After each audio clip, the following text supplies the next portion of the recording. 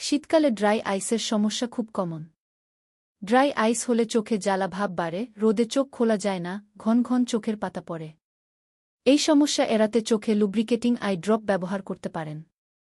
এছাড়া রোদে সানগ্লাস ব্যবহার করুন। স্ক্রিন টাইম কমিয়ে ফেলুন। প্রয়োজনে চিকিৎসকের সঙ্গে যোগাযোগ করুন।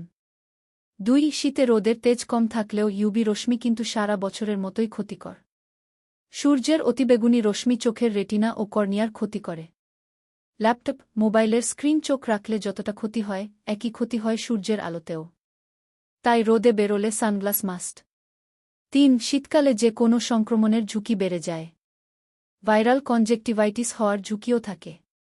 এছাড়া অন্যান্য ভাইরাল ইনফেকশনও হতে পারে চোখে। এই সমস্যা এড়াতে ঘন ঘন চোখে হাত দেবেন না। চশমা পরলে তা নিয়মিত পরিষ্কার করুন। লেন্স ব্যবহারের ক্ষেত্রেও সচেতন থাকুন। 4 ধুলোবালির কারণে চোখে অ্যালার্জি হতে পারে। চোখে চুলকানি, লালচে ভাব, চোখ দিয়ে জল পড়ার সমস্যা বাড়ে। তাই চেষ্টা করুন বাড়িঘর পরিষ্কার রাখার। রাস্তায় বেরোলে সানগ্লাস বা চশমা ব্যবহার করুন। চুলকানি হলে নোংরা হাতে চোখ রগড়াবেন না।